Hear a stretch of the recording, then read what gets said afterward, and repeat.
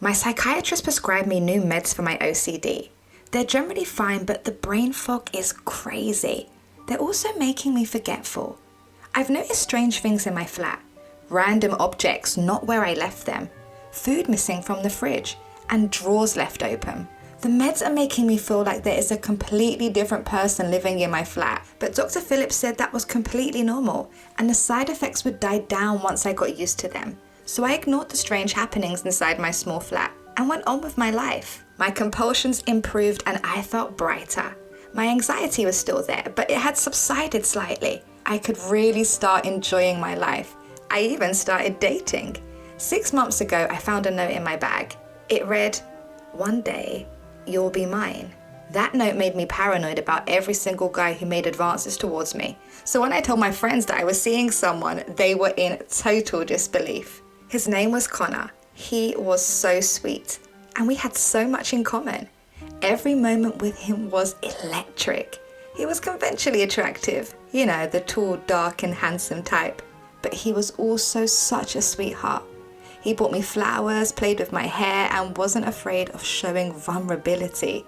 He read books and collected records and had a successful career as a psychologist. In fact, that's how we met. As I was leaving an appointment with Dr. Phillips, I was digging around my bag, not paying attention as per usual, and I walked straight into his back. I bounced right off him and immediately started apologizing profusely. When he turned around to see me, his smile stopped me dead in my tracks and turned me into a babbling idiot. We arranged to get coffee and the rest was history. Time went on and Connor and I's relationship flourished. My life was seemingly perfect, except for the strange things that were happening. I'd gone back to Dr. Phillips so many times complaining about my memory, but he just didn't believe me. It wasn't just in my flat anymore either. While on a night out with friends, our bills were paid for using cash by an unknown stranger. I would get flowers sent to my office. Connor insisted that they weren't from him, but I just assumed he was joking and being romantic. More things had been moving inside my flat. I came home from work one day and discovered my underwear drawer was open. The contents were messy. A matching blue lace set had also been taken from its usual place. Not only that, but my bed was crumpled, as if someone had been lying in it. I never would have left things that unorganized. I can be forgetful, but I was always neat. After all, I am the queen of OCD.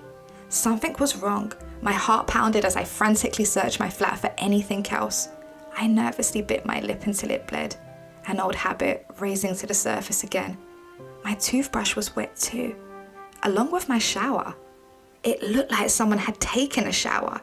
The room was still slightly steamy, and on the mirror there was a message that read, "I've got you where I want you." I'd been at work for the past 8 hours. I had a sudden feeling of dread that whoever was in my flat could still be there.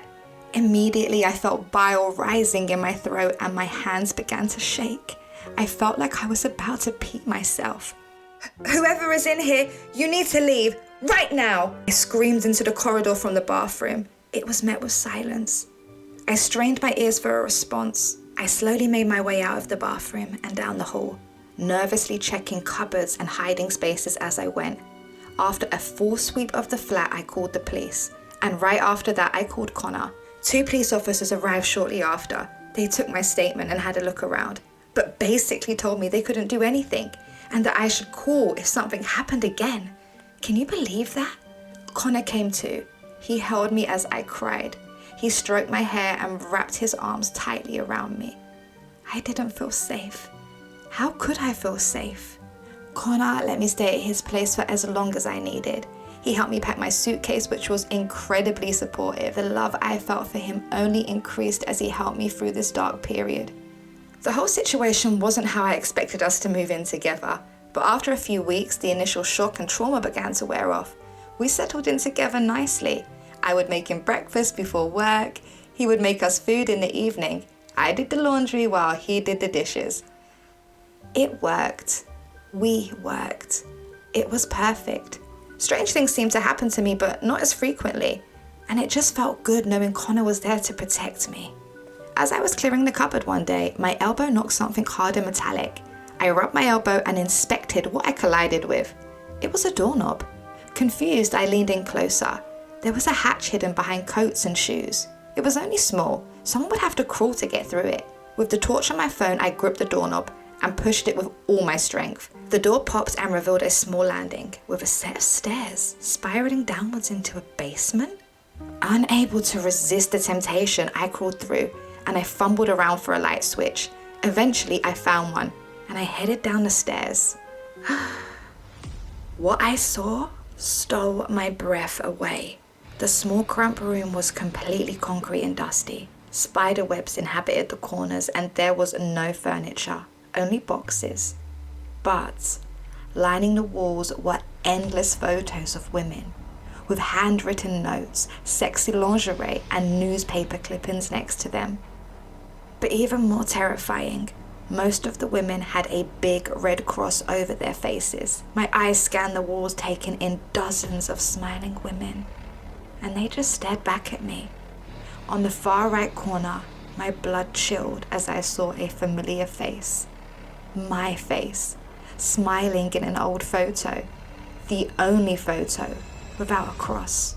Next to my photo was my missing blue set of lingerie. Pure horror engulfed every one of my senses. I thought I had found my Mr. Right and that we adored each other. But it really just does go to show. In life, you can be with someone for a lifetime and you still don't know everything about them. I jolted as I heard footsteps on the staircase above me. Connor looked down at me, hands gripping the railing. The look in his eye was unrecognizable.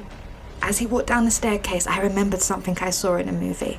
I ran underneath the staircase and grabbed his legs and pulled them as hard as I could and sent him tumbling. He landed face first and was out cold. Thank God. Without hesitating, I ran up the stairs and slammed the door shut behind me. I grabbed my mobile and I called the police. When the police finally arrived, they arrested him. They found photos of 50 different women in the basement who I heard were reported missing, and his calling card, which wrote, "The Slippery Stalker." Can you relate? Please don't forget to like this video and subscribe to the channel. It helps us to grow.